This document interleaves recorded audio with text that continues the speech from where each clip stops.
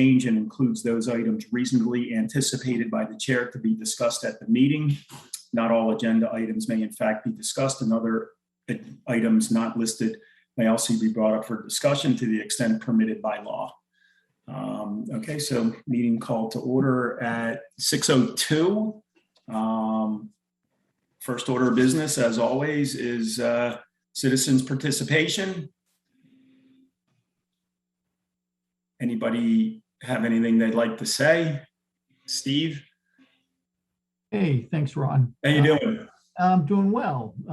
Good. I haven't been to your meeting in a while, but I did come in today because I had a public comment. I realized it's not on your agenda, so perhaps you can take it up at a future meeting. But I've sent a couple emails over to the Board of Health in regard to the 90 Concord Street Mendez project in front of various town boards. Yeah. I haven't seen it on any agenda in this board.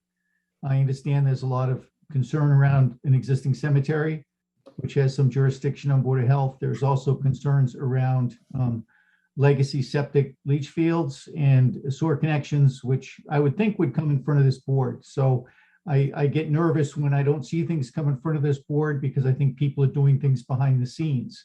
So I have sent those emails, I've gotten some limited response from the agent, but I'd like to see you review these things and discuss them so that everybody's clear on exactly what's out there for leach fields and for concerns, and that, the town gets told what the rules are, because, someone needs to help the town research the rules. At least that's my impression. And in particular, some of these things are in your jurisdiction. So unless you've had a meeting and I haven't seen it, at least I think it's accurate to say there have been no public meetings about the 90 Concord Street project. No, you're right. We haven't had a public meeting. I know that Raj has been following this. So we will certainly take it under consideration and see whether or not we can bring it up on a future agenda. I appreciate it. And maybe you could define the issues and concerns, so that, either maybe that'd be the first agenda would be to find out exactly what your jurisdiction is. But that cemetery out there has been particularly controversial. Okay. We'll certainly look into it. I know Raj has a lot more experience than I do in these things, and I'm sure he probably has a lot of, or at least some insight into it. So we'll certainly have some discussions. Thank you very much. Okay. Thanks. And I will do that, Dr. Ron. Yes. Okay. Thank you. Yeah. Thanks, Raj. Okay. Nothing else? Mark Destoni isn't here. So Steve, it looks like you took Mark's place because he's always here. Oh, sorry about that. No, that's fine. We have to have somebody, and so you were it today. So we're going to take item number 3 and just postpone it a little bit until Jim can be available. Apparently there wasn't school today. He's going to be closer to 6:30.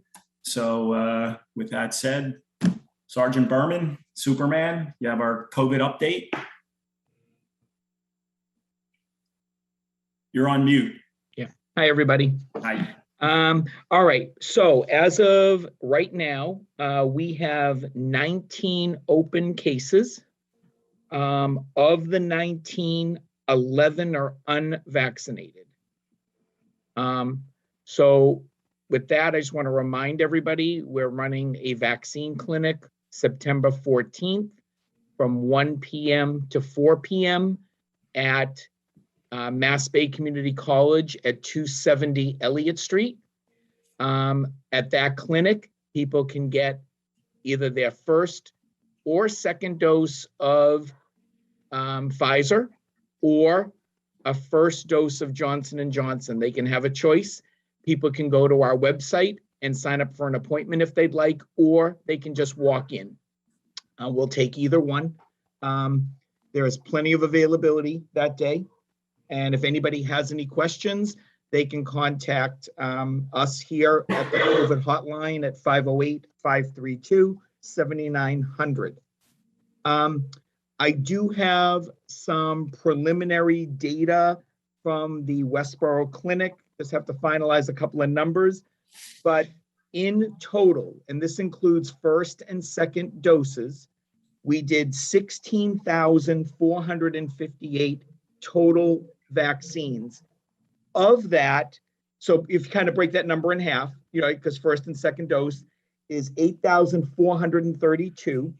And of that number, for Ashland residents, we did 2 doses, 1,245, or, if you break that in half, we vaccinated a total of 600, fully vaccinated a total of 622 Ashland residents.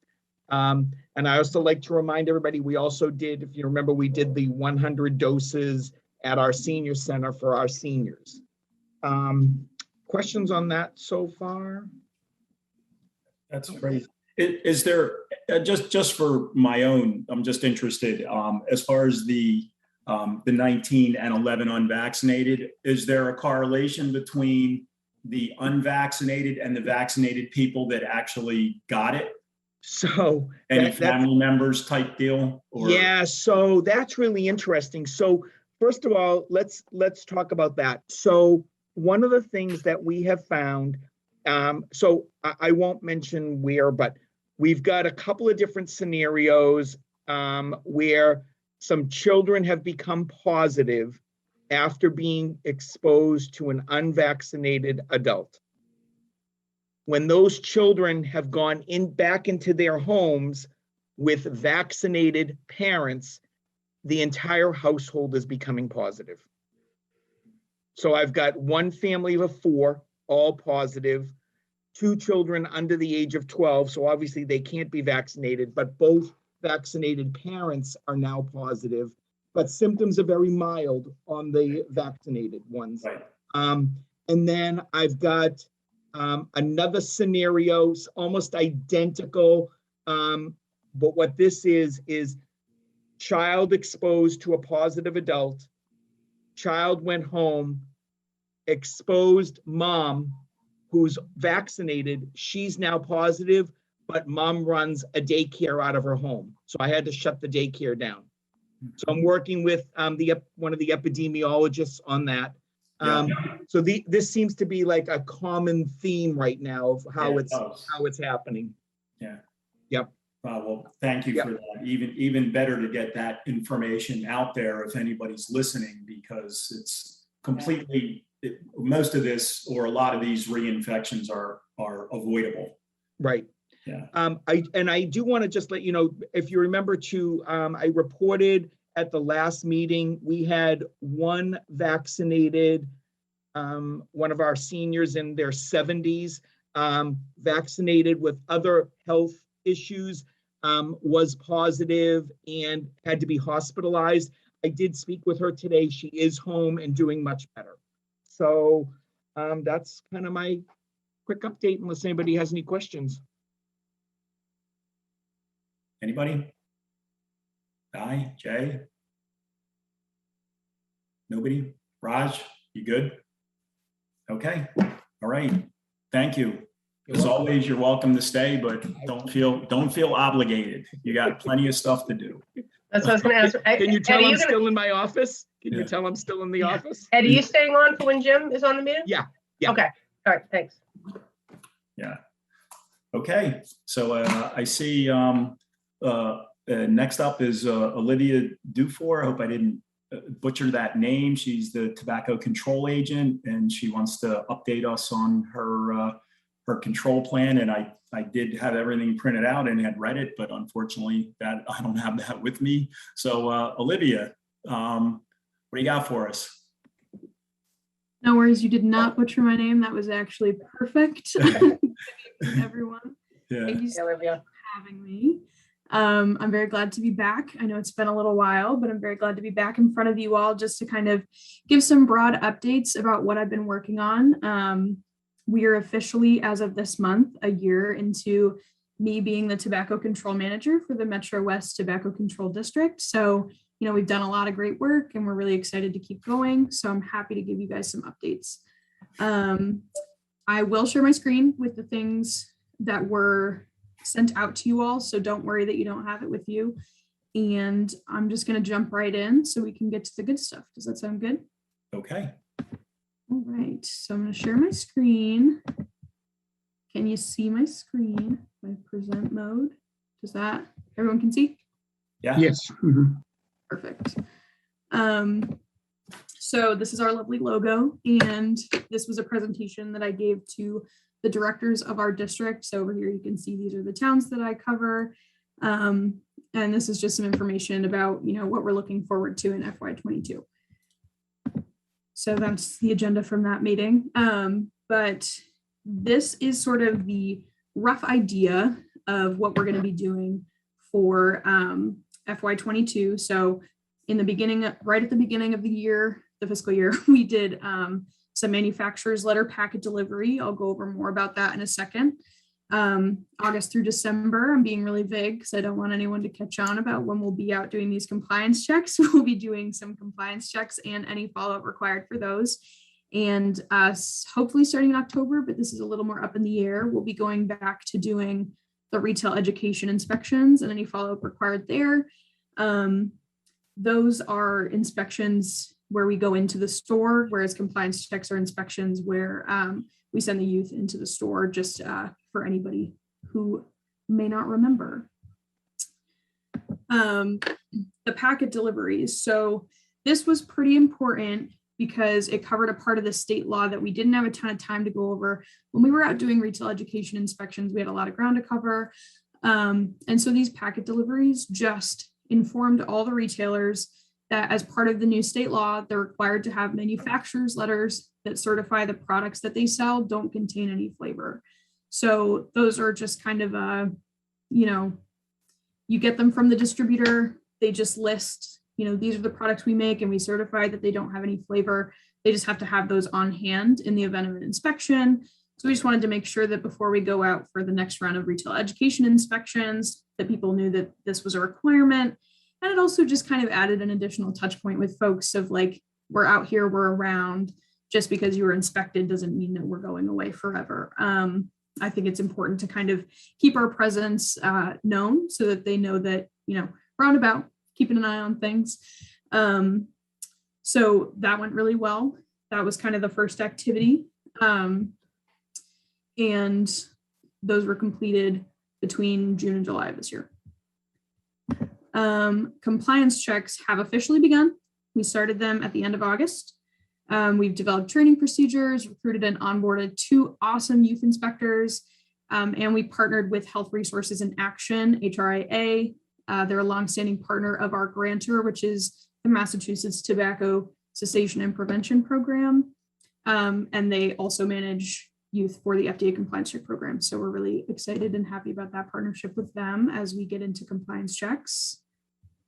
If I'm moving really quickly, feel free to stop me at any time if you have any questions also. Thank you. Just as like a process check, this is some, trial and error as we've been doing these.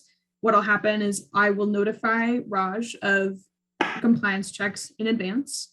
And then I'll do those compliance checks. And then I will immediately contact Raj about, were there any violations? What the fine is going to be, we'll send cease and desist by certified mail, or I will deliver it in person. And then they do have the opportunity for a hearing in front of the board, obviously. And, we'll do a reinspection if there is any failures. Obviously, fingers crossed that there will not be any. But also as a reminder, with these compliance checks, we are following the state fines that were instituted at I want to say it was the end of it was June of 2020, where it's $1,000 for a first offense, $2,000 for a second offense, and $5,000 for a third offense. And that is cumulative over any offenses, not just compliance checks. So if there's a sale of flavor and then a compliance check, it will still be a failure of a compliance check, it will still be the $2,000 fine. So that's just as a reminder. And of course, I'm keeping track of all of that, so you do not have to. But after we do the compliance checks, I'm sure that either I will be back or Raj will be updating you all on how those went. And again, no details about when those will be happening. So at this meeting, we discussed sort of our work plan for FY22, and I'm going to launch into that just briefly to update you guys on what we'll be doing in the coming year. But this is just kind of a refresher on what the official sort of tasks of this grant are. So we do tobacco retail surveillance, enforce local and state tobacco policy, do policy development for communities that are interested, and administer the municipal tobacco program. And so those are all the things that we have been working on over the last year. It's been going really well. And so now that we're kind of launching into the second year of the program, we wanted to think about how we could sort of expand our reach a little bit, and where we could be doing a little bit more. And it might be a little bit outside of the grant scope, but that way we can reach more folks regarding especially tobacco prevention and cessation. So unless there's any questions here, I'm going to stop sharing, and then I'm going to share the work plan and go through that very briefly with everyone. Does that sound good? All right, so now I get to see everyone's lovely faces for one more second until I find. All right, can everybody see the work plan? Yes. Perfect. And this was also shared in your packets. So here we're just sort of looking at what are the things that we have to do in order to be maintaining our grant tasks, and how can we be pushing it a little bit further. So obviously we have to be doing compliance checks, we have to be doing retail education, but sort of we figured we could expand a little bit and do some additional outreach with retailers. So I have been in contact with Sarah McColgan, who is the tobacco person for the Massachusetts Health Officers Association, or MHOA. And we're going to be working to coordinate some virtual vendor trainings where I'll invite, maybe Ashland, Holliston, and Hopkinton vendors to come to this Zoom meeting. And it would just, go over what's the state and local tobacco regs, how can you be in compliance? Why is compliance important? And just, again, add another touch point. It can never hurt to have more education rather than less. And we'd also like to work on supporting folks to install point of sale systems that prompt age verification as a measure towards reducing youth sales rates in the district.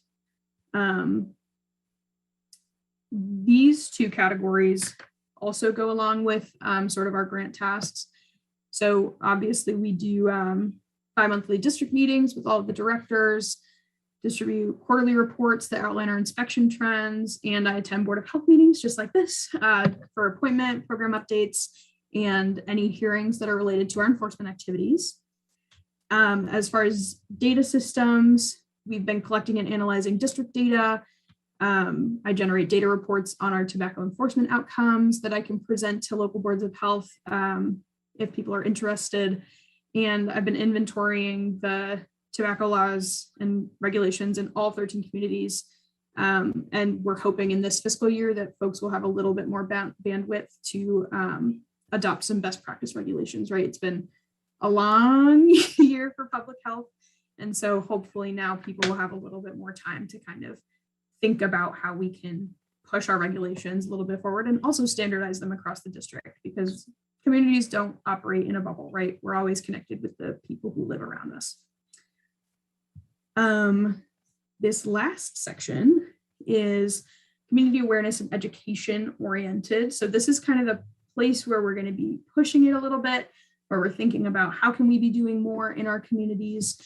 So the first thing is we're going to be working on a social media work plan that the directors and boards can disseminate via social media or other networks like websites. So I'm going to be putting together some predetermined content with graphics and visuals and captions that then folks can just pop up onto social media related to, tobacco cessation resources, and especially we're going to be trying to target priority populations such as youth, parents of youth, and people of color and the LGBTQ plus population, all of who have been targeted by big tobacco through, whether it be advertising or samples or flavors, things like that. Another thing that we're hoping to work on is supporting the creation of at least one 84 chapter in each school district. Something that I'm really excited about is we're actually working with Decisions at Every Turn out of Ashland to think about how can we be doing more to fill gaps with tobacco education. So I'm really excited about that partnership. I think it's going to be a great sort of starting point as we move forward. And there is an 84 chapter currently registered in Ashland through Decisions at Every Turn's Youth Coalition. So I'll be working with them pretty closely over the next few months, which we're excited about.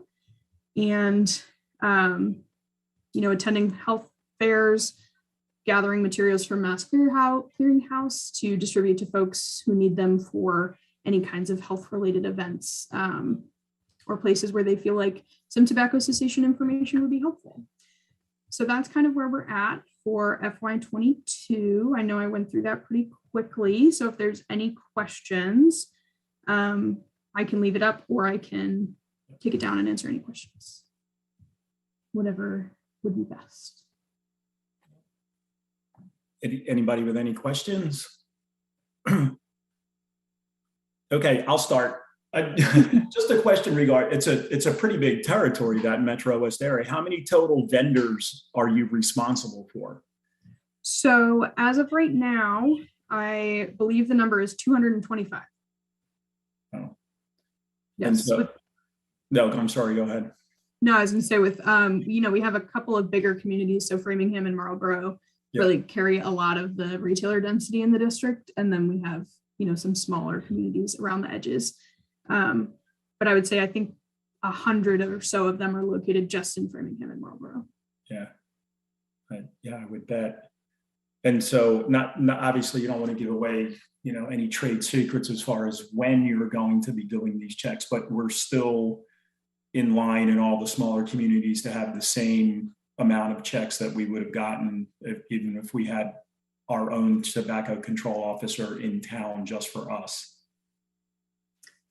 That is a good question. I don't think that it will be on the same scale just because we do have, again, sort of a large number that we're responsible for. Yeah.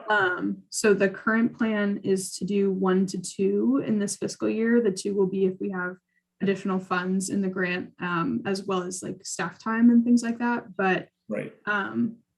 Yeah, that is. You're saying 1 to 2 per establishment in your jurisdiction. Yes. Okay. Exactly.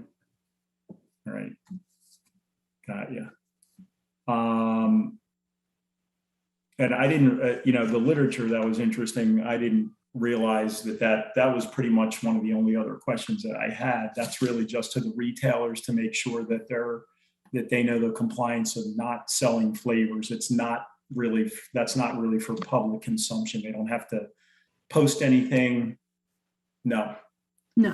So that's just for me to take a look at. And it's really helpful for me because if new products are popping up all the time, right? There's always something happening, some new product, some new way of, getting nicotine. And so that way, if I see a product and I'm unsure based on the packaging, because they're getting a little sneaky at times with naming these flavors after concepts rather than calling them, they might call it blue instead of calling it vanilla or something like that. So that way, if I'm unsure about a product, I can just reference the list right there when I'm in the store, and then we can move along if it's not flavored, and we can figure out what the next steps are if it is.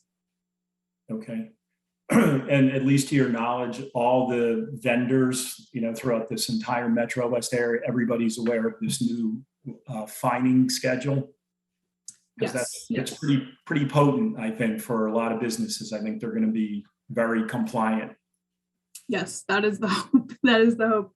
But yes, everybody was made aware during our first round of retail education inspections that they would have to pay a much heftier fine if they violated any of the state tobacco law.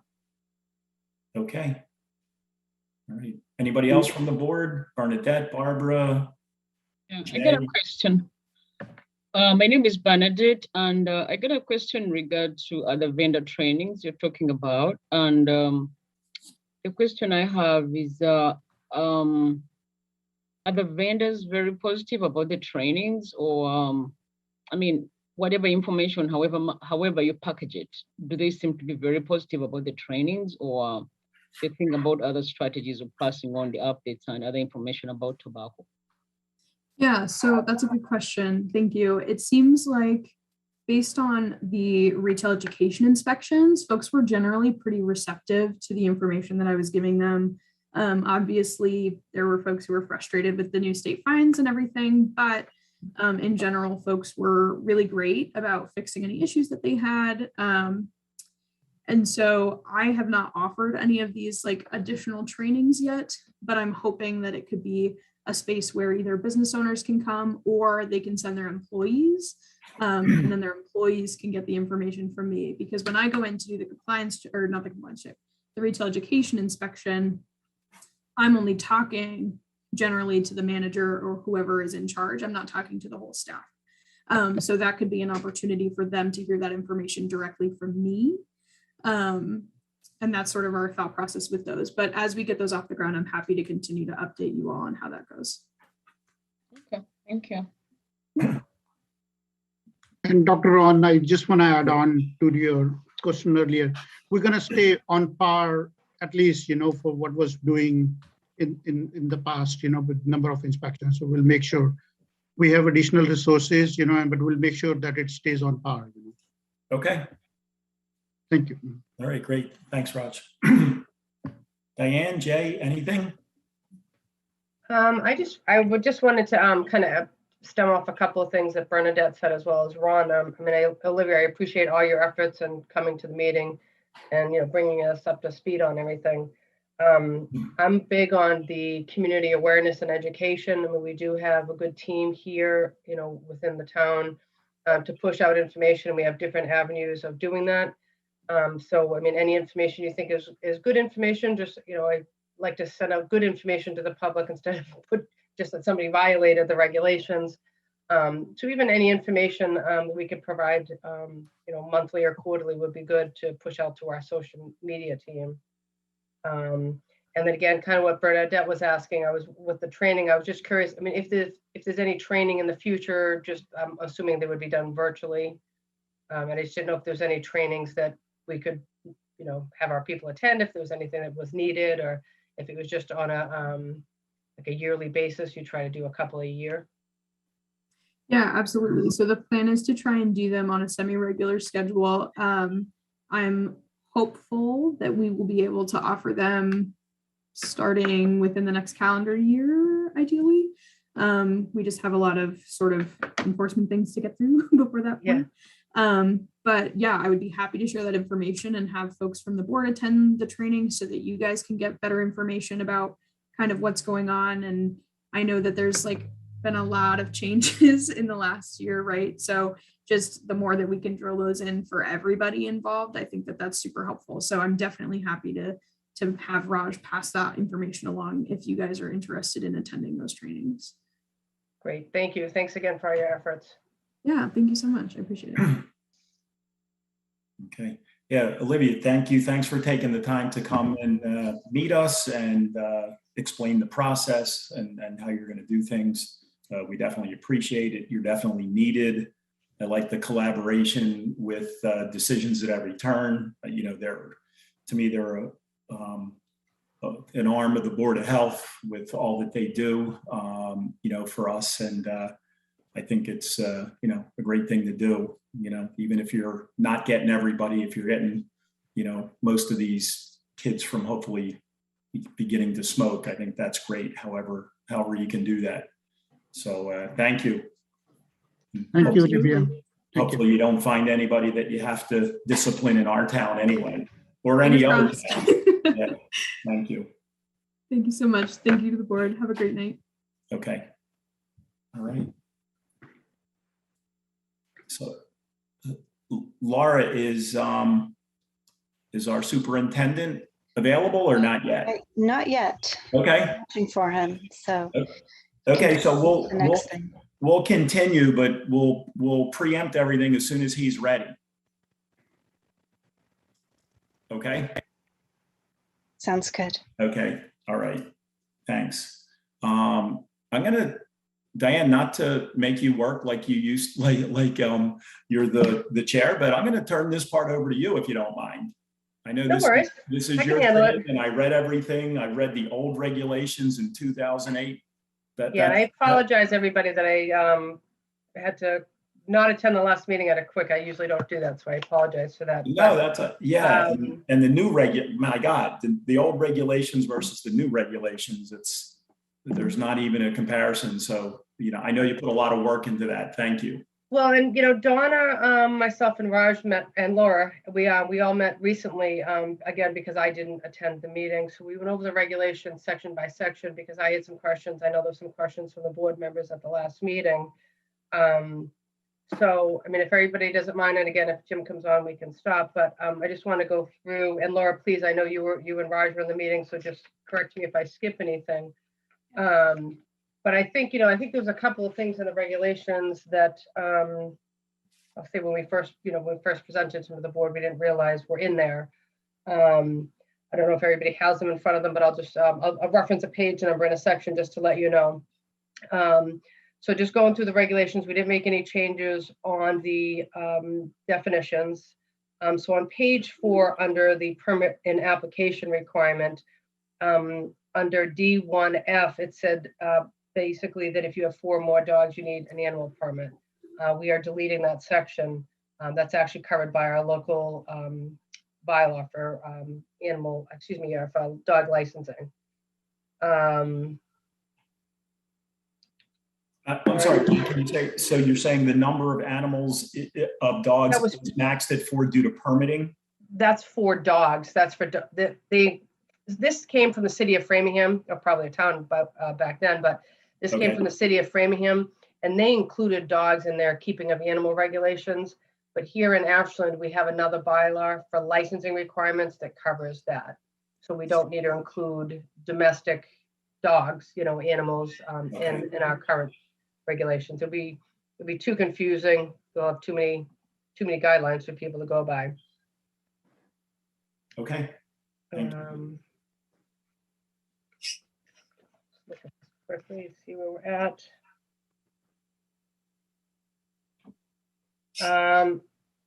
Again, Laura, just stop me. I don't think we did any more changes on page 5. We actually have a couple of additions. So on section F on page 5, it said a written copy of each of the following, and we said that they need to provide the information. We were thinking that that Laura and Raj could come up with a form that the people could just fill in the information versus them, typing a plan each year. Also included in that, we're going to ask them to do an evacuation plan and a medical plan. So that information helps Donna if she, obviously if she needs to assist the property owner in any manners. I believe, Jay, I believe it was you had a question about providing the information each year. When we sat down and talked to Donna, she made a good point that she would like the information filled in each year because obviously it could change. So that's why we figured if we provided them with a form to fill in that information, it might be a little bit easier versus, people taking the time to type a couple paragraphs. So I think that will take care of your concern. Yep, that makes sense. I actually had while we're on page 5, can I give you a comment? Of course. Yeah, so, and I think it says page 5 of my PDF, but if you go to, looks like section H. Yep. Documentation for notification of butters as required by section, and then you had deleted something, says D3, but I'm not sure D3 exists anymore. So we were going to recommend deleting that section H altogether because somebody coming in, let's say somebody comes in to, it doesn't need a waiver at all. They don't need to notify a butters if they don't need any waiver. Okay, now So, I get it. yeah, because obviously, if somebody's looking for a property line, variance or something like that, we would want to notify the neighbors. But I think that's covered a little bit further because, again, the same thing. It was like certified mail and all these expenses to the homeowners, and we figured that might be a little bit much. We kind of kicked it back a little bit further on page. Okay, yeah, got it. There's I think there's another section that we just kind of minimize the requirements that they have to notify the abutters when they ask for a waiver and only waivers. Okay. Matter of fact, it's right there. I think it's right there in section 4. I apologize. It's on this page. Again, the same thing. We might you're looking at the same page, but page 5, section 4, it's only a notification of a waiver when they are requesting a waiver, and it's proof of mailing, not certified mail. It's like $6 per notification now, so we don't want to, obviously, somebody's getting a $30 permit, spend $50 to notify the neighbors. Right. Jim's jumping on the meeting. Do you guys want to Okay. put this on pause, or do you want to finish this? That's fine. We can finish on page 5, and then when we're done with Jim, I can pick up on page 6. Okay. Okay, Okay, thanks, Diane. thank you. Okay, thanks, Laura. Jim, you there? Yeah, hey, Jim, Jim?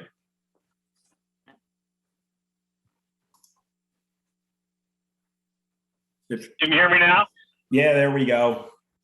Yeah, I'm not going to do video only because I'm driving. So That's I it. found a spot that I can get cell service coming back from Vermont. Nice. Yeah, if you couldn't make it, we could have. Yeah. We could have. You know what? No worries. I didn't realize when the call came last week. I was like, yeah, Tuesday, not a problem. We'll be back in school. And I was like, wait a minute, it's Rosh Hashanah. We don't have school, so it was a long weekend. So Right. yeah. Well, we appreciate your taking the time on your way back from hopefully having a lovely weekend to fill us in. Yes, thank Yeah. you. So where would you like me to begin? We are Wherever you want. we're 4 days into the school season, which is great. We certainly got some guidance towards the end of the summer from the Department of Public Health as well as the Department of Education that they wanted everybody back in full in-person learning. Obviously, the commissioner sought approval from the board of directors at the state level to mandate mask wearing at all levels, K through 12 through October 1st. And that's, I think, more than likely, I would expect that to be extended. That's just that's a guess on my part. Yeah. But he's got the authority to extend it should he want to. Our school board, the school committee, actually has the ultimate authority even beyond the commissioner.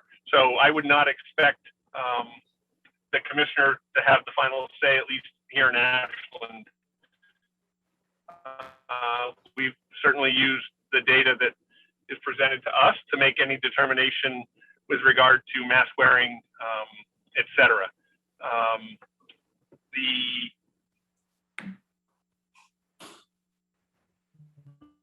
One of the components that the state has asked school districts.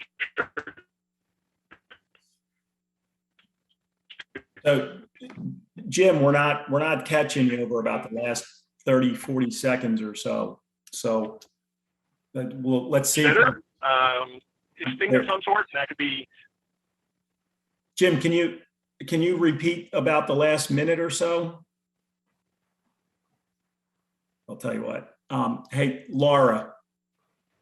I think he may have spotty cell service, so it may not be the best time. I'd say, Yeah. maybe if he gets a little closer and we can put him on a little bit later, this way we can see if he's closer. If not, we'll postpone it and we can get him on, next time, just because Right. we can't hear him. The other thing is do you think, maybe if Ron, if you just send Jim an email, just asking him just to give us a quick update, just where we are, and if we need to.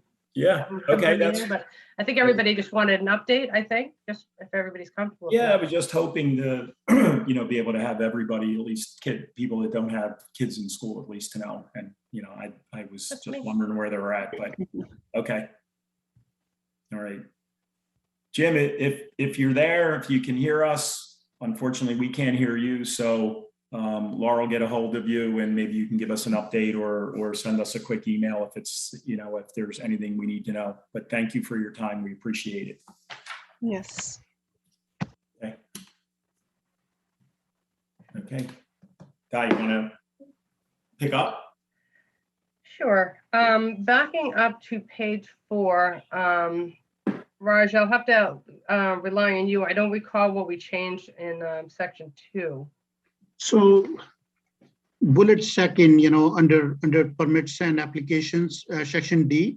Yep. I guess we discussed taking out the whole section because here it says if you have less than 6 hens or rabbits, you don't need a permit. But we discussed that we're going to need permit irrespective of the number of the animals. Thank you. Coming back to me, yes, because it's saying if you have less than 6 hens, you don't need a permit. It's like we want anybody who has them to that section. I think, and we'll go over verbally the changes and stuff, and Laura can make the changes and then get them to the board.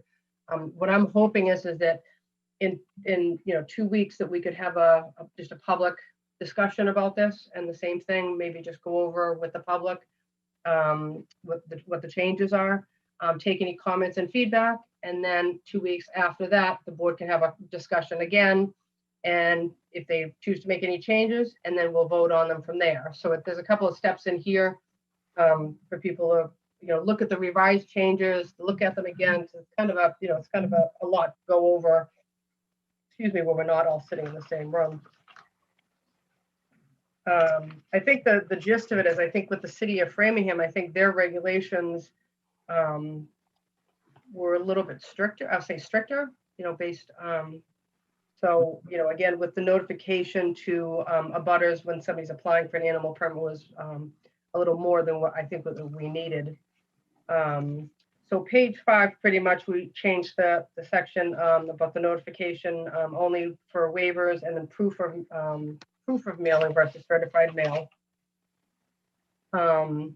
Page 6,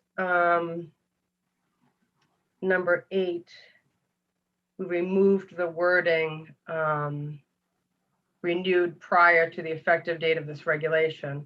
And also in that section, we just changed, instead of all renewals, it says all new permits after.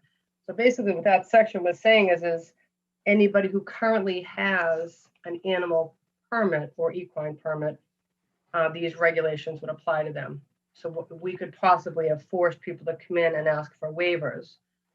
Instead, what we're saying is the current permits are effective, and if there's any changes to the permit, they add a new animal or have a lapse that they don't have any animals for a year and then come back, it's a new application, and therefore they would be required to follow these guidelines only for new permits. So again, I want to make sure that even when we have the public forum or public discussion, that people know that these are not for the current people who have animal permits, it's new permits. So moving forward, I think that's the biggest change as well.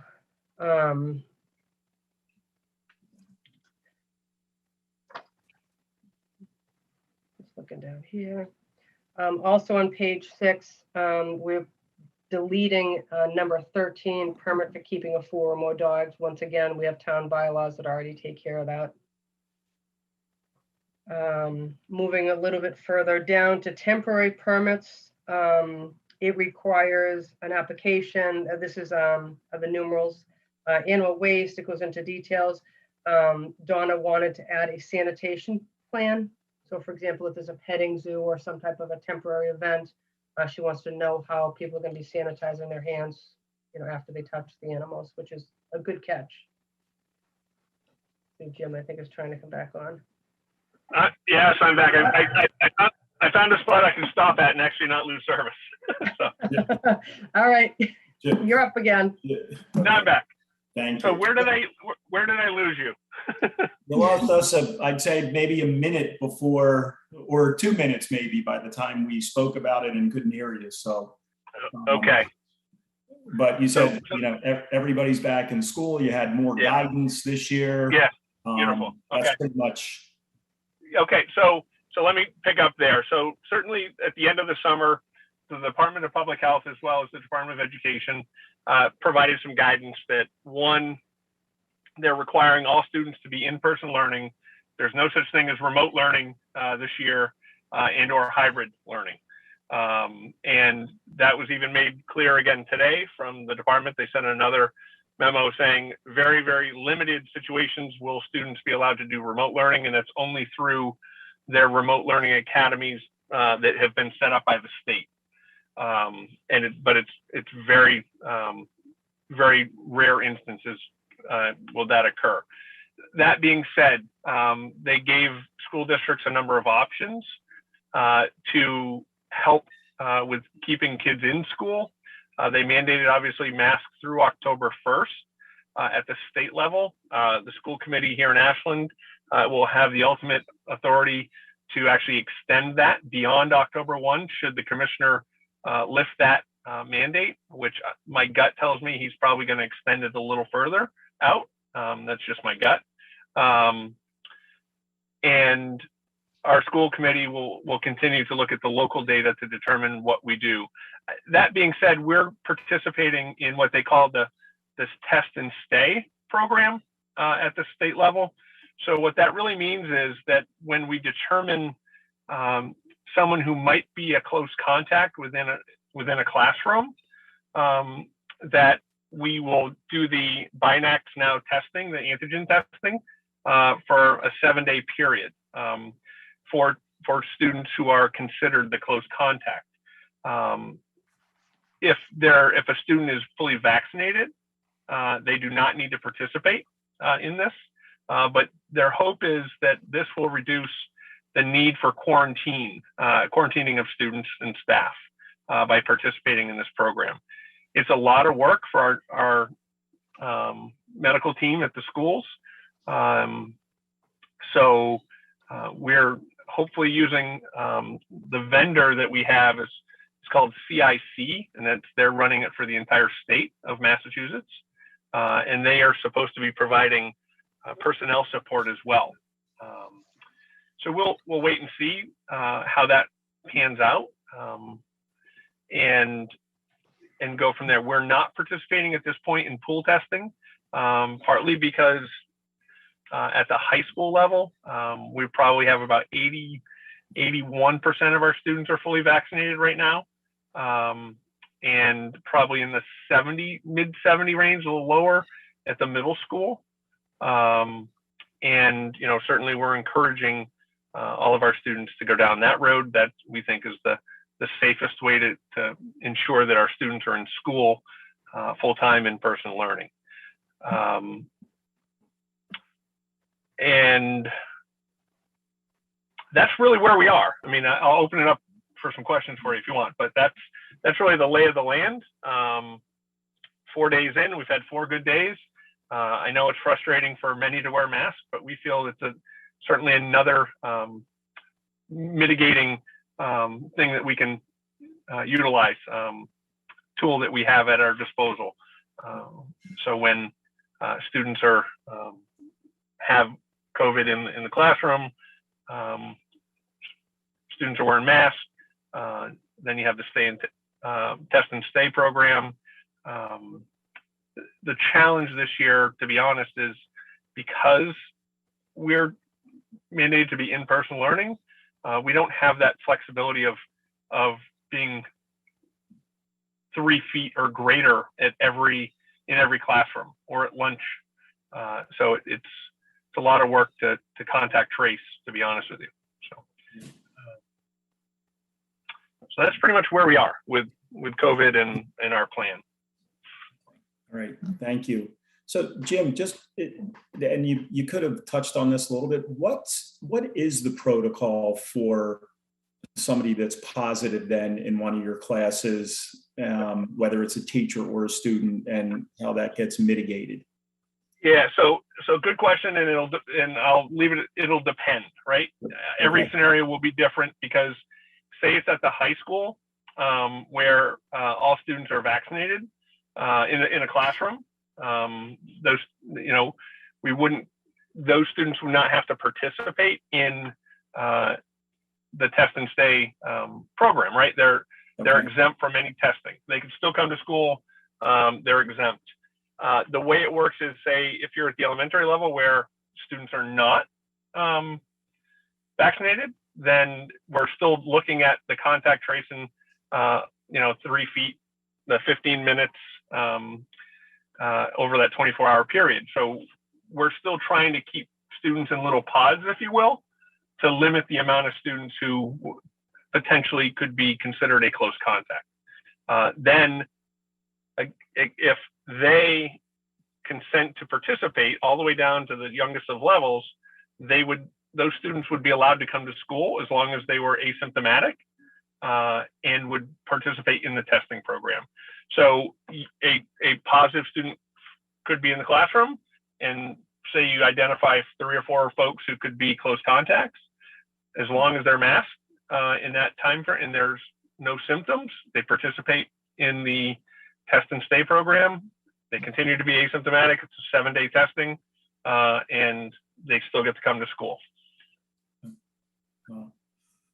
Yeah, that's great. That's very interesting. I'm sure. I remember last year when you said you weren't getting much guidance from the state, and that you had to put together 4 different plans, all in, all out, hybrid, right, and then all in with parents who elected to not have their kids. So now I'm sure it's all this testing and the different age groups that either can and can't get the vaccine, and how you how you try to handle that. So thank you for, I'm sure another summer where you didn't have a lot of time off.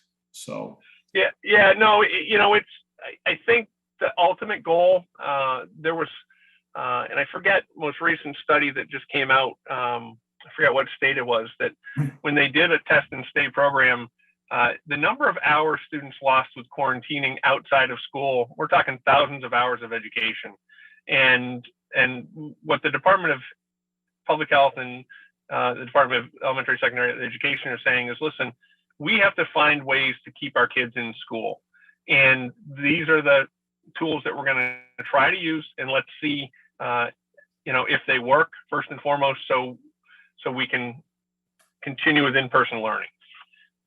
That's their ultimate goal. Like I said, they are not allowing for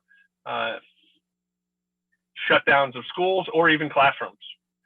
They have made that very clear to us. If there is a classroom that we believe has a number of contacts and we don't feel comfortable running the classroom, we actually have to get their official approval in order to close a classroom. Okay. All right. Well, thank you. Di, Jay, Bernadette, Barbara, any questions?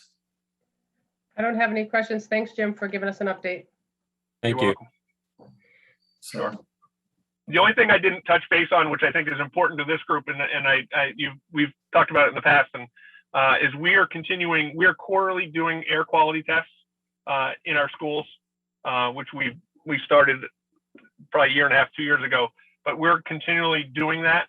We're changing all of our filters on a regular cycle, putting in the MERV 13, the highest quality. Everyone has air purifiers in their classrooms.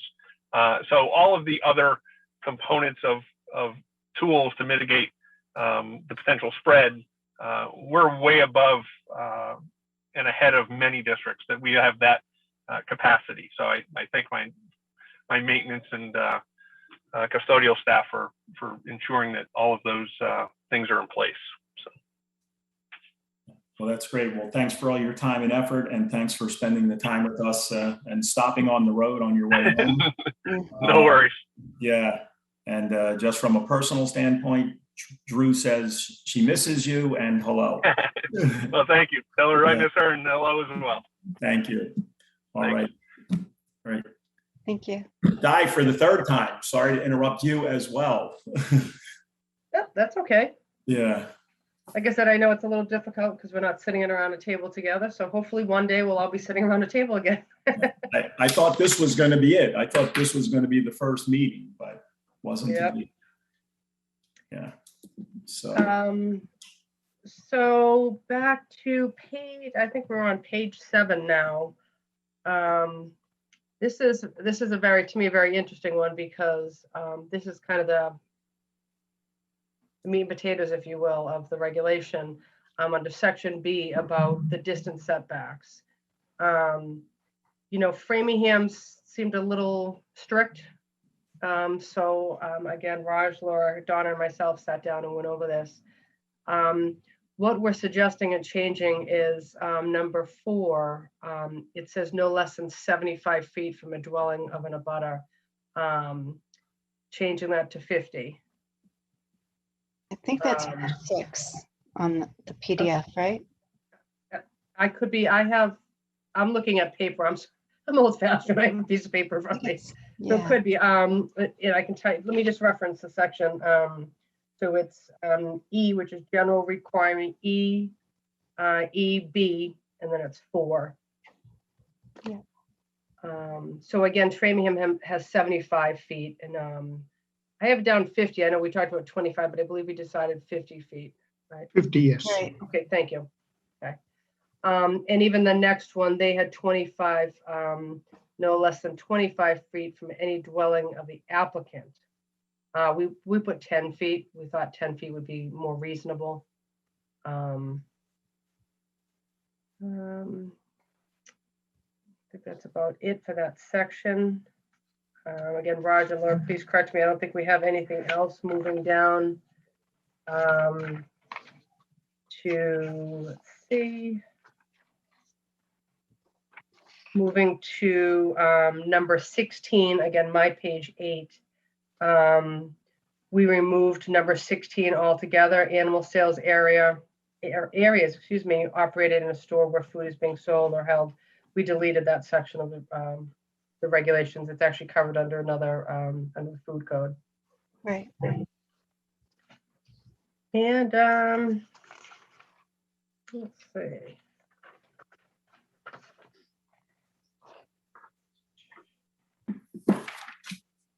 Sorry, again, flipping pages here.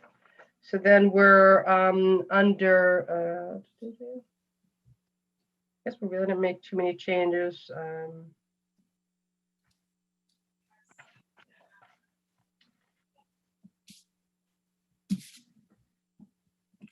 I guess the only really big changes, I think on my page 11, which is H for hearing. Mhm. And again, Raj and Laura, just help me with this one, because I believe they were talking, if you look below under H, they have section 2 and section 3. They're talking about different types of variances, how many days, how you do it, things like that. We're just going to make it uniform and have everybody, whoever's asking for a waiver of any section of the regulation, are going to follow the same procedures. It's not, if you're looking for a certain distance, you get this procedure. It's one procedure. I'm not too sure why Framingham wanted to have different hearing procedures. I mean, in general, I think everybody here has been through the process, I think, before. So, I mean, it's pretty standard practice of how to conduct a hearing. And I don't think, Raj and Laura, I don't think there's anything else. I know we talked about a couple of things that I know the board had concerns. I had a couple of things. We kind of reviewed a few things, but just for clarification. And that's all I have on my changes. Did I miss anything, do you think? And Laura, you haven't had a chance to probably update these yet, right? No, well, did you see the, I sent you the draft with the red line changes? Did you see that? I did not see that, no. I printed the other one. Yeah, that's the one we all have, Laura. Okay, well, Okay. that's perfect, because that's So, perfect to use for a public discussion. Yeah. Yeah, no, it is. Yeah, with the red lines, that is perfect.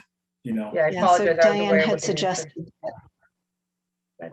right, and you had suggested, Diane, that we take out the under hearings and then just put like something very standard, Yeah. which we took out 1, 2, 3, and 4, and just like a generic, anyone requesting a hearing before the board shall make such request in writing no more than 10 days from a receipt of order or notice. So very standard. And then we added that any facility larger than 8 by 10 requires a building permit. Thank you. Yep, I forgot that. Yep. And only other thing, I know Dr. J have asked for the variance waiver question last time, So Dr. J, we're gonna keep it even. We're just gonna keep one, It's almost the same meanings for both the words, I guess, So just to be even, we're gonna keep one of them, Oh, hearing versus waiver? Variance. Or hearing, I mean, Yeah, and the other thing I had asked about, Raj, was I forget where it is in the document now. Let me see, and I probably won't be able to find it, but so there are offsets, for example, from an abutter's dwelling and that sort of thing. But there's nothing in there that I saw that how much, what's the distance between a property line and that sort of thing. And I think you said that you're going to defer to the zoning board for Right, that. so, correct. So we're gonna still work with zoning, but what they have mentioned, that they will adopt whatever we do. Mhm. So the distance from the dwelling of the abutter, so that's what we was talking earlier, that right now it's like 75, we're gonna make it 50. So, I mean, that's what the distance we are taking from the abutter's property, not from the property line, I see. So that will be good enough. So I was just wondering if you would have applicants contacting us to get that, to find out how far off the property line. But if they go by these regulations, they shouldn't even have to worry about that. Sounds like That's my understanding. So, okay. Yeah, and under section GB, we changed the setbacks because Framingham had them a little higher. They had them 75 feet. So we did 50 feet from an abutter. Yeah. Because figuring, you have to have at least 10 feet to have a dwelling in a normal, I shouldn't say that. In a conventional, setting now, it's 10 feet for both properties to the property line. So when they were talking about 75, you're talking a large distance in between properties to have maybe a chicken coop or something. Right. And then 10 feet from your own property. So 10 feet from your own home is the distance. Right. And then if they have a building permit, that would kind of trigger the zoning anyhow. So if they apply for the building permit, they would be required to have 10 feet offset of the property. Right. So it sounds like there's no way they could go ahead and begin to build the structure and then find out later from the building inspector that they're not compliant with regard to distances, as long as they follow this exactly as is, right? You just wouldn't want them getting into a situation where they build the thing and then the inspector comes out to inspect it and then something with the offset from the property line isn't in compliance with the building inspector. Yeah, so if they build a structure, what would we say, is 10 by 14 or 9 by, I forget the 8 by 10. 8 by 10 requires a building permit, and they're going to require them to submit a plan, and they have to be 10 feet off the property line. Right. Right. They'll have the plan first. They shouldn't build. Right. Okay. Yep. Got it. Yeah, in hindsight. And then if it's smaller than that, they go by these, so it's. Although to your point, Jay, people do come to us post things and ask for variances based upon what they've already done. So right. Hopefully it won't be it won't happen, but I wouldn't be surprised at some point. Mm-hmm. Yeah. Well, I think we can get the word out too, and people will be aware. I think a lot of times people aren't even aware we have regulations. So I think once they're finalized, we can try to get them through social media and other places. It's great. Yeah, and there was an FAQ, I think, at one point. It would, I think, is still out there, but would have to be updated. Yes. Yeah. Good point. Well, and I think for the public discussion, instead of reviewing, like we did as a board here, that if we just had like a little cheat sheet to let them know the meat and potatoes of the regulations, because if somebody's interested in coming in front of the board, I would think highly likely somebody's going to come in front of our board to listen to us discuss these regulations again, because the people who already have them, it doesn't apply to them. So somebody who's potentially going to get animals, they might be interested. Mm-hmm. But we still would obviously let people know that we're having a public discussion on it. And it, it might be a good publicity, is where I'm going with that, is that let people know we're revising them to bring them up to today's standards. Right. Yeah. And I relied on Donna for, the square footage for animals and things like that. That's not in my forte, but she feels comfortable with those. And again, hopefully we won't, if we find that, we're giving waivers, then obviously we'll have to sit down and talk about making a change to the regulation, but it seems pretty reasonable. Yeah. Okay. All right. So with that said, I guess if everybody is all set with the draft regulations, we can have a public discussion at our next meeting. And to kind of do the same thing, just do an overview, and we might have people who have questions or comments, or even again, just having it on the agenda, would bring awareness to it. And then, so we'll give people, again, another chance to look at the red line version that Laura provided. So we'll pick it up in another 2 weeks. And then the meeting after that would be the board's voting on it? Yeah, again, normally what would happen is after public discussion, if there's any comments, we'll also take them electronically if somebody wants to submit a comment or concern electronically.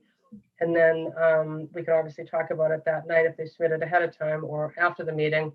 And then basically another 2 weeks after that, we can sit and have a board vote on the regulations. And again, if there's any public comments that come in, obviously we can take those into consideration and review them and discuss them publicly. Okay. Sounds good. And I'm just wondering, Laura and Diane, how is that information disseminated to people as far as that, this is going to be, unless they look on the website? Is it exactly what Laura said? It's a social media blitz, and is there any other way to let people know? I just don't know how that works. Maybe Michael Herbert does a newsletter, maybe that. Oh, he does? Okay, right. Okay, that's a good idea. That's what I was gonna say. We can put it more in the newsletter. I mean, it's not that if it was going to affect the people who currently have the permits, obviously we'd notify each person. And we can let them know. I mean, just Laura, I know, has email addresses, let them know the board's making any changes and maybe put just in bold, this would not affect your current permit unless changes were made to it. But again, I think it might be the people who currently have permits might be interested in putting comments in, which is great, because let's face it, if you don't know, you want to make sure you have the public comments. So, I mean, I think just sending out an email to those people and maybe getting some interest. Right. If everybody's good with that, doing it that way. Okay. Thank you, everyone. All right. Thanks, Diane. Thanks, Laura. Thanks, Raj, for all the hard work in this, and as well as Donna. Thank you as well. John, if I may, one suggestion. Sure. I know that you're measuring it from the abutter's dwelling, but if the abutter expands it, it may be a problem. So might want to look at the lot line as a basis and then reduce the sizes. So if the abutter expands his footprint, then it's going to be a problem for this person. That's what I had. Sorry. Okay. All right. Well, definitely something to consider between now and next time for us. Thanks, KJ. Yeah. Okay. This is something that I had personally never seen. Number 7, review and vote on the revised Board of Health fee schedule. So, I looked at everything. Everything looks fine to me. Raj, you have anything to discuss with those? Dr. Ron, I can just let the board know, there were some changes that we made, Okay. Only 3 big items, we didn't have a food truck permit fee in this that we have included earlier. Right now, what we was doing, putting the food trucks under temporary food events, and they was charged $38 per event. So we are making that $50 for a food truck. And they had somehow, seasonal permit that was valid for 5 months. Yeah. It's very hard for us, to see when it was issued until when it's valid. So we're going to make it even for a year permit. That's most of the communities do. Now the food truck can get a yearly permit from us for $200. Okay. Another thing that we have included in this fee schedule is a plan review fee that we didn't have. It's for either renovation or addition in a restaurant or a food establishment. We have added a $100 fee for that. On page 2, under the note part, the column F. So what was happening in Ashland, that if there is a change of hand for a food establishment, they was charged 50% of fee. But because in 2019, the food code have changed, and now when there is any change of hands or change of ownership, we need to do a lot of work making sure that they are in compliance with the current food code. So we are taking out that bullet, that we're charging 50% fee. So it's going to be a full fee, irrespective of when they are changing hands, if they are. Other than that, we have made the numbers even, just for our own accounting purposes. Like, Right. If it is was $411, we have made it $415. So it's just evened out to the nearest number, So just for our own accounting, that are the other changes we have made to the fee schedule. Right. And if you have any questions, please, I'm ready to answer, please. And anybody with any questions?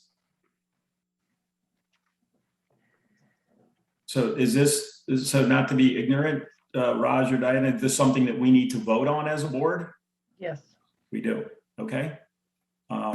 Anybody like to discuss anything else? No? Anybody like to make a motion to accept the changes in the Ashland Board of Health fee schedule? I'll motion to accept the changes in the Board of Health fee schedule. Okay. Any second? I'll second it. Okay, great. All in favor? Hi, Ron. Diane, I. Hi, Jay. Great. Bernadette. Okay, that passes 4-0. Okay, all right. Thank you. Thank you. Di, just because I think you know more about the next one than I do, not that I want to pass the ball again, but can you give us your insight regarding number 8, which is discuss dates for Board of Health meeting or retreat to review goals and objectives? I'm all for it. Yeah, no problem. So in the past, especially when we have new board members, the board usually sits down and just basically talks about, because people, when they run for office, usually have things that they want to accomplish, and they're 3 years being on the board. So it's good that we all sit down. I mean, right now, obviously, we're having virtual meetings. I don't know if anybody's interested in physically meeting or if we can do it virtually, but just to sit and talk, obviously, as board members, and for example, I did the animal regulations. Jay might have a passion for X, and he'd like to talk about it and take that on as a project, and then report it monthly. If there's something, again, I know Ron and I were attending the decisions at a return meeting. So just kind of, pick projects and things that we want to help with, and just if you want, just think about things that might be help edit clinics, or get involved with the tobacco control program or the medical reserve corps. There's a lot of different things that are good, good things for us to be involved with. And I think it's also healthy for board members to kind of report back and feel involved. So, I mean, if you're interested in doing that, I was just thinking that we could do it sometime in the near future. And, just kind of, we might have to throw on a septic variance or something, but just keep the agenda just to, chit chatting about that and brainstorming, so. Do you have any ideas about, you think, we could get together, make a date, sometime later in September or early October, and, see if we can sit down? Does that need to be a public forum as well? So it has to be a public meeting. We don't have to have it televised on local cable access. Okay. But obviously, just because we're going to be sitting, more than 3 of us are going to be sitting, Right. we need to That's have what a I public figured. meeting. I mean, again, in the past, and it depends on the board's comfort zone as well as the staff's comfort zone. But in the past, we got together and, everybody purchased their own meal, but we got some pizzas or salads and just sat around and just chit chatted. And, it might be, an hour and a half meeting. And again, if everybody's more comfortable doing it virtually, but it's more just to keep the agenda to the goals and objectives. So then we can, everybody brainstorms, and people might come up with ideas during that meeting. Maybe it won't be something that, everybody has to have projects or something. But it could be just an open discussion, with Raj, especially, like he might say, oh, this is what's coming up in the next 6 months. Anybody want to get involved or things like that. So, does everybody prefer to have virtual meetings at this time? I'm not sureties. I'd be happy to go in person if we can. Okay. I'd prefer in person if everybody's okay with it, but if not, I'd happily do the virtual. Bernadette, how are you feeling? I'm more comfortable with the virtual meetings because of those other responsibilities I have in the house. Okay. For now, yeah. Okay. I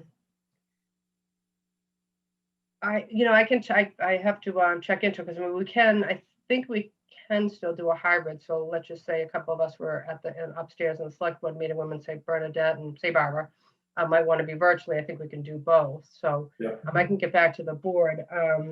Do we want to look at maybe the beginning of October? Just, I guess we can. Sure, we can, or, and if we can throw out a couple of dates and see kind of what works for everybody, however you want to work it. You want to stick to just take one of our regular meetings and do it that way? No, I think we can do it separately. I think it'd be nice to be able to, just chat and, not specifically have it televised and review things that we may want to do, unless you don't feel like we can get a date together. No, I was just thinking we could just, because we have a set schedule right now for our meetings, we could just take one of them, just make it for, for the goals and objectives and not have anything else on the agenda. If you want to do it that way, that's fine too. Do you want to do the October 5th meeting? And we can probably do a hybrid. Yeah. If there's anything we need, we'll put it on before and then. Right, if not, that meeting will be solely for the goals and objectives and. Okay. That work, okay. Okay, all right, that'll be great. We'll do that October 5th. Okay, all right. All right, Diane, thank you. Thank you. Okay. So I have a question for you. So can the regular meetings, in addition to the one on the 5th, is there the option to go hybrid on those as well? Or does it need to be one or the other? So the select board was doing the same thing, doing hybrid meetings, and went back to doing all virtual. I think it's a personal preference on the board at this time. I have to just look into it again. It's been a few weeks, but I think we could do it. I think we could do a hybrid. WACA does have ability to use, to televise it live on a hybrid Zoom meeting. So let's say there's maybe 3 or 4 of us in the, at the town hall, and then we have a couple staff members or board members that are virtual, but we can do it that way. Mm-hmm. Okay. So maybe we can shoot, if that's still an option, we can maybe shoot for the October meeting. And if, again, we can find out from Barbara how she feels, but we could do hybrid. Okay. Yeah, be nice to get back in there. Okay, great. All set with that. Okay, moving on to number 9, the consent agenda, which is the review and approval of minutes of June 30th, 2021, July 20th, 2021, and August 17th, 2021. And I think it was everybody. So I know Jay and I were there for all of those. Was there one that you missed, Diane, or no? That's after. Yeah, the 17th. The 17th, right? Okay. So, and Bernadette, I'm sorry, were you there, or was it Barbara that I missed the 17th. You missed the 17th. Okay, yeah. So Jay probably wouldn't vote on the June 30th one either, since he wasn't. Who wasn't? Jay. Oh, Jay wasn't on. Okay. So I know that there were a couple of these that I looked at that I wasn't present as a Zoom member, but I think I should have been. So I don't know about voting, but I think I was left off. Like I'm looking at the one for August 17th. Yeah. I'm sorry. Well, because we okay. don't have a full board tonight, it looks like there's Right. going to be a split. You want, When I say split, we won't all be able to vote on all of them. I mean, we can Right. always just move them to the next meeting. okay. That's fine. That's I'll- exactly what I was thinking, Di, so perfect. And So- I will update that too. And put your name There's on it. another one Sorry too, about Laura. It's so one, yeah, I just wanted to bring your attention to it before you voted Yeah. on it. that. Sorry So about that. oh, no problem. So Yeah. there's August 17th, and then I think it was it the July 30th? July 30th one, 20th, 30th. 30th. Okay. Yeah, I should be listed there as well. And I think the 20th was good. Let me see. I don't have them in front of me, so I will definitely Oh, okay, you don't, review those. Oh, yeah, yeah. So anyway, I was there for all of them. So if you make the changes, yeah. Yeah, definitely. I- Yep. yeah. You haven't missed a meeting as far as I remember.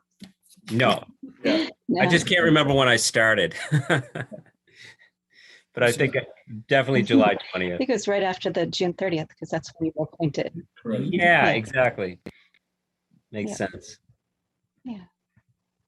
Okay. So, Diane, I'm sorry, procedure-wise, do we need to make a vote to move the entire consent agenda to the next meeting or no? Sorry, you're on mute. Sorry, you're on. Sorry. Yeah, We can vote on the consent agenda just as for the FY22 budget. okay, And exempting the minutes. okay.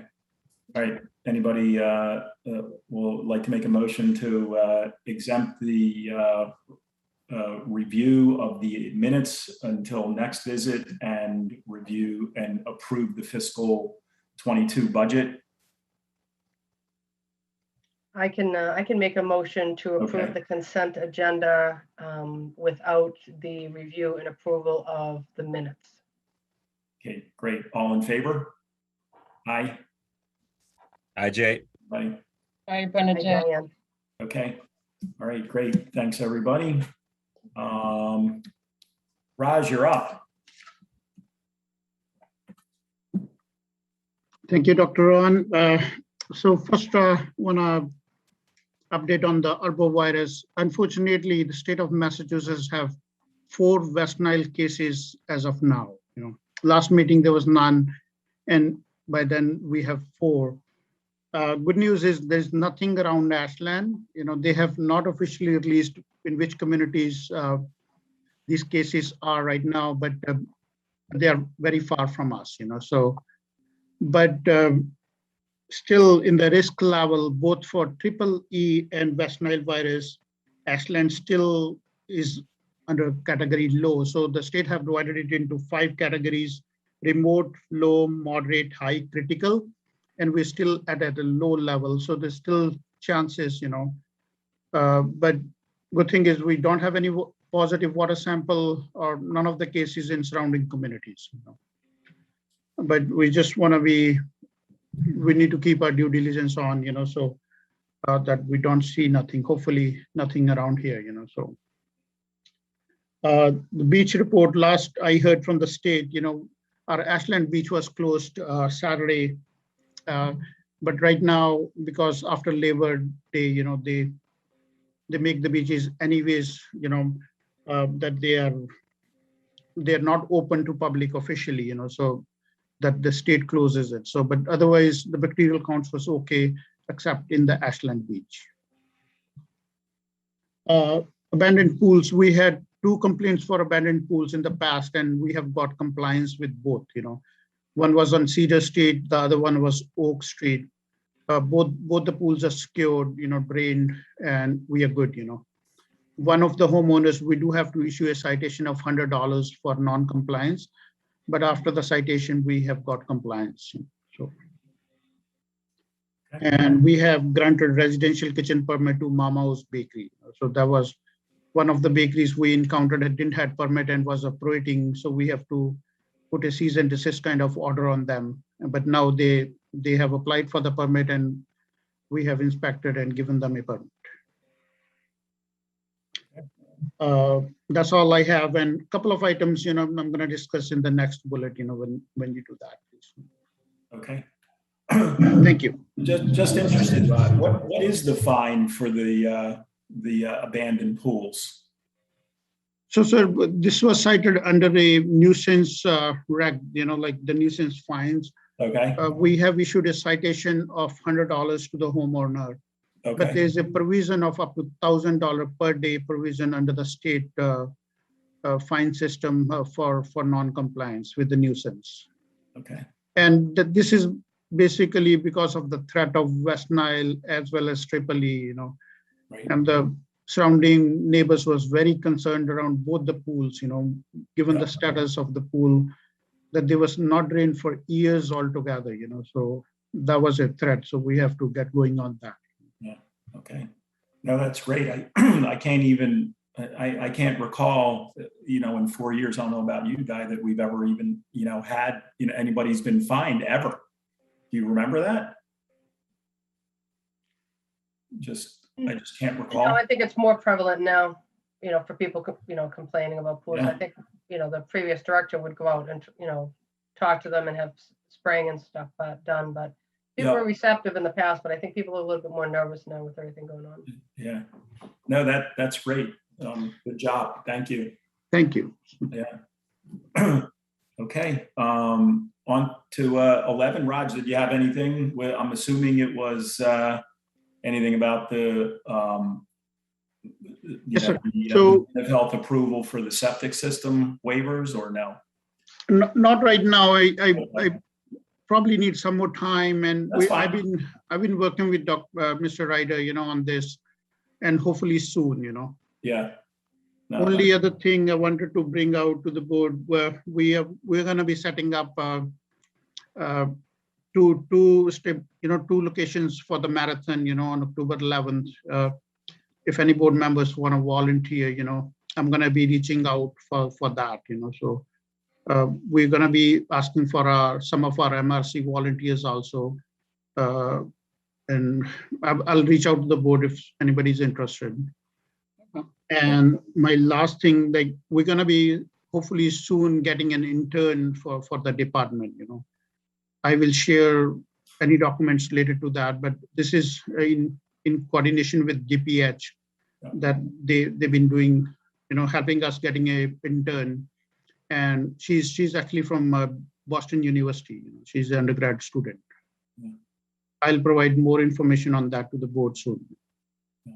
Well, I think that's great to have that intern back, helping out and learning. So hopefully it's going to be a little more virtual stuff, I mean, I did talk to HR, they're okay with it, but as for given how COVID is behaving, we might keep it more virtual, and as we get more comfortable, we'll see how it works out with given situation with COVID.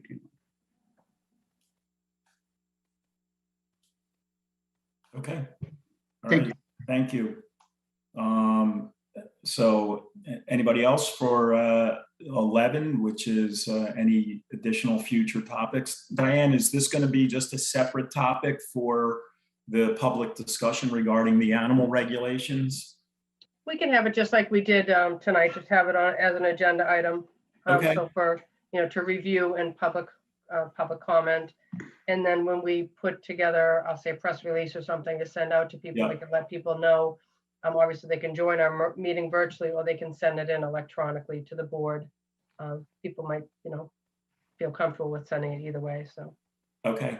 But do you want it up, closer to the front of the meeting so people don't have to wait okay, great, we'll do it that way. Yeah, we can still have, still have Sergeant Berman at the beginning if he wants, and then we can, do it right after that, maybe. Yeah, and the only other thing, maybe we should just, review the building of the school, just of what might fall under our purview, just, not necessarily addressing, anything specific, but if there are specific complaints or concerns about something, just so we know what is and isn't, our responsibility, that might be a little bit of a discussion to have. Yeah, Yes, sir. Right. Sorry. No, Yeah. go ahead, Raj. He had a couple of items that was asked to the board, and I have got him the answer, Right, okay. So, but look, I mean, we are working on it, but Yeah, no, I don't even mean with those specific concerns, just if there's, anything else that we should review, as a board, just so that we know, to make sure we're, that at least our part is covered. So, and I've seen the email chain, so.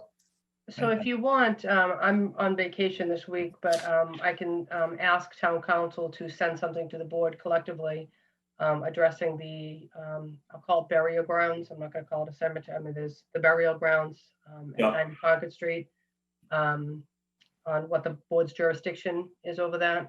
Okay, that'd be great. I'm just trying to remember, and Raj, correct me. I mean, the tree obviously isn't our concern.